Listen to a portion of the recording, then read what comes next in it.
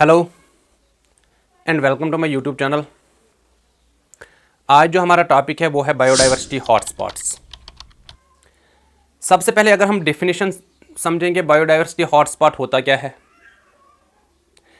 एक एरिया जो rich in biodiversity होगा और उस एरिया में जब लार्ज नंबर ऑफ स्पीशीज़ वो एंडेमिक होंगे, और वही एरिया जब थ्रेटन होगा हैबिटेट लॉस के लिए, और we can say extinction threat होगा उस एरिया के लिए, उस एरिया को हम डिक्लेयर करते हैं बायोडाइवर्सिटी हॉटस्पॉट।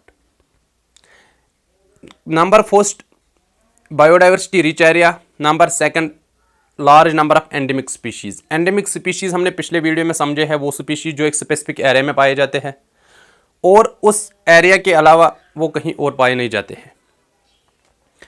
इसके बाद अगर हम देखेंगे क्राइटेरिया क्या है बायोडाइवर्सिटी हॉटस्पॉट के लिए, एक एरिया को किन क्राइटेरियाज पे हम डिक्लेयर करेंगे बायोडाइवर्सिटी हॉटस्पॉट्स। ये जो बायोडाइवर्सिटी हॉटस्पॉट है, ये कंसेप्ट दिया है इकोलॉजिस्ट नॉर्मैन मायर्स ने 1988 में। एज पर कंजर्वेशन इंटरनेशनल, जो कि अमेरिकन एनजीओ है जो इस्टेब्लिश हुआ है और इसका हेडक्वार्टर है यूएसए में, उसके अकॉर्डिंग अगर हम देखेंगे दो क्राइटेरियाज है एक एरिया को डिक्लेयर करने के लिए बायोडाइवर्सिटी हॉटस्पॉट। नंबर फर्स्ट है वो एरिया जहाँ पे एटलीस्ट 1500 वेस्कुलर प्लांट्स होने चाहिए, यानी लाइक एल्गी मोसेस होने चाहिए, और उस एरिया में जो maximum percentage of plant species होगी वो एंडेमिक होनी चाहिए। नंबर सेकंड जो क्राइटेरिया सेकंड है वो है कि उस एरिया का 30% या उससे कम एरिया होना चाहिए नेचुरल वेजिटेशन, नेचुरल हैबिटेट होना चाहिए। On in other terms we can say that उस एरिया का 70% जो नेचुरल हैबिटेट होगा या नेचुरल वेजिटेशन होगी वो लॉस होनी चाहिए। ये है दो क्राइटेरिया जिनके बुनियाद पे हम एक एरिया को डिक्लेयर करेंगे बायोडाइवर्सिटी हॉटस्पॉट। अगर हम देखेंगे total number of biodiversity hotspots जो वर्ल्ड में है वो है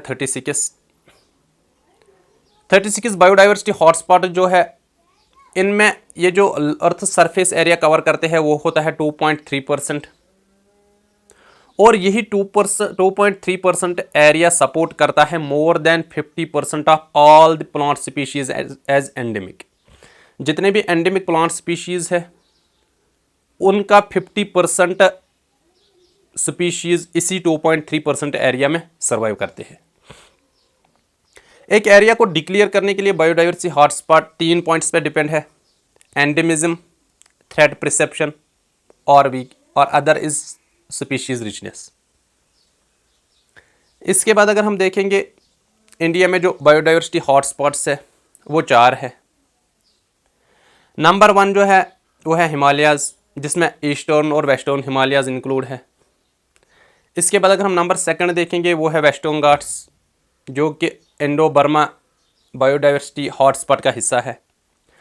और यहाँ पे वेस्टर्न घाट्स के लिए 2 कम्युनिटीज़ है जो प्रोटेक्ट करती है वेस्टर्न घाट्स हॉटस्पॉट को। एक होती है कस्तूरी रंगन कमेटी, दूसरी है मुदहाव गाड़गिल कमेटी। इसके बाद अगर हम 3rd देखेंगे वो है नॉर्थ ईस्टर्न हिमालयाज़, जो कि इंडो बर्मा हॉटस्पॉट का हिस्सा है। और इसके बाद जो है वो है निकोबार आइलैंड, जो कि संदरलैंड बायोडाइवर्सिटी हॉटस्पॉट का हिस्सा है। 4 है, एक है हिमालयाज़ जिनमें वेस्टर्न और ईस्टर्न हिमालयाज़, दूसरा है वेस्टर्न घाट्स, तीसरा है नॉर्थ ईस्टर्न हिमालयाज़, चौथा है निकोबार आइलैंड्स।